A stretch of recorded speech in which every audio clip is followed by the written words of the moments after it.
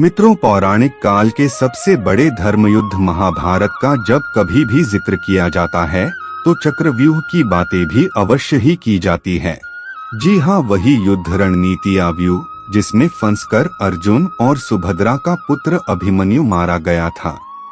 ऐसा माना जाता है कि युद्ध के इस व्यूह को भेदने की कला कौरवों और पांडवों के गुरु द्रोणाचार्य और भगवान श्री कृष्ण के अलावा सिर्फ अर्जुन ही जानते थे।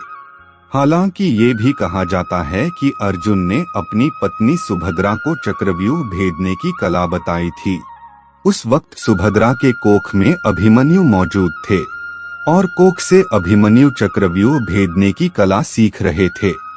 लेकिन अर्जुन की बात सुनते सुनते सुभद्रा को नींद आ गई, जिसके बाद अभिमन्यु चक्रव्यूह के 6 दरवाजे को तोड़ने की कला तो सीख गए, लेकिन 7वें द्वार को तोड़ने का राज ही रह गया। तो मित्रों, आइए जानते हैं कि चक्रव्यूह क्या था और इसको भेदने का रहस्य क्या है। तो नमस्कार मित्रों, स्वागत है आपका आज के इस नए वीडियो पर एक बार फिर।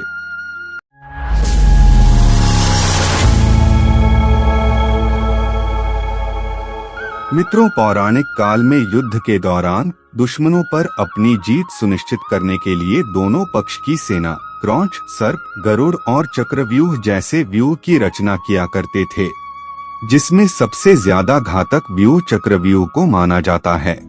ऐसा माना जाता है कि उस काल में चक्रव्यूह युद्ध की ऐसी रणनीति थी जिसमें बड़े से बड़े योद्धा मात खा जाते थे। इस व्यूह की रचना में हजारों सैनिकों का इस्तेमाल किया जाता था, जो कई किलोमीटर की दूरी तक एक ऐसा चक्र बना लेते थे जिसमें प्रवेश करके कोई भी आसानी से बाहर नहीं जा सकता था। इस व्यूह की रचना में लगे सैनिक हमेशा अपना स्थान बदलते रहते थे, जिस वजह से चक्रव्यूह आसमान से देखने पर एक घूमते हुए चक्र की तरह दिखता था। चक्रव्यूह को देखने पर इसमें अंदर जाने का रास्ता तो नजर आता था, लेकिन बाहर निकलने का रास्ता नजर नहीं आता। मित्रों, चक्रव्यूह में सैनिकों की 7 सुरक्षा पंक्ति हुआ करती थी, जिसमें सबसे पहली पंक्ति के सैनिक हमेशा चारों ओर घूमते रहते थे। चक्रव्यूह के पहले सुरक्षा पंक्ति पर सामान्य सैनिकों को तैनात किया जाता था। यदि कोई योद्धा पहली पंक्ति के किसी सैनिक को मारकर अंदर प्रवेश कर भी जाता था, तो मरे हुए सैनिकों की जगह क्षण भर में दूसरे सैनिक ले लेते थे। चक्रव्यूह के दूसरे पंक्ति में पहली पंक्ति के मुकाबले ज्यादा कुशल सैनिकों को तैनात किया जाता था, ताकि वो दुश्मनों को अंदर जाने से रोक सके। ठीक इसी तरह व्यूह के 6ठी सुरक्षा पंक्ति तक युद्ध कौशल के हिसाब से सैनिकों और योद्धाओं को तैनात किया जाता था, और सबसे अंतिम यानी 7वीं पंक्ति में व्यूह की रचना करने वाले अपने सबसे कुशल और बलशाली महारथियों को रखते थे। जैसे कि महाभारत युद्ध के 13वें दिन कौरवों के सेनापति गुरु द्रोणाचार्य ने जब पांडवों पर विजय पाने के लिए चक्रव्यूह की रचना की थी, तब 7वीं पंक्ति में उन्होंने अपने अलावा दुर्योधन, दुःशासन, कर्ण, कृपाचार्य, अश्वत्थामा जैसे महारथी को तैनात कर रखा था। चक्रव्यूह को उस समय इसलिए युद्ध की सबसे घातक रणनीति माना जाता था, क्योंकि अगर कोई योद्धा लगातार लड़ते हुए अंदर की ओर बढ़ता जाएगा तो स्वाभाविक है कि वह थकता भी जाएगा।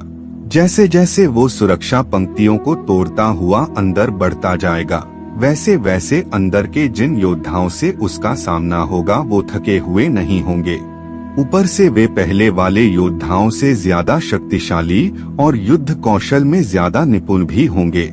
शारीरिक और मानसिक रूप से थके हुए योद्धा के लिए एक बार अंदर फंस जाने पर जीतना या बाहर निकलना कठिन हो जाता था, और यही कारण था कि जिस योद्धा को इस व्यूह को भेदने की पूरी जानकारी नहीं होती थी, वह 7वें सुरक्षा पंक्ति तक जाते जाते थकान के कारण मारा जाता था। और आपको याद ही होगा कि जब कौरव पक्ष के योद्धाओं ने अभिमन्यु का वध किया था, तो वो भी चक्रव्यूह के 7वें दरवाजे पर था और बेहद ही थका हुआ था। चक्रव्यूह भेदने का रहस्य।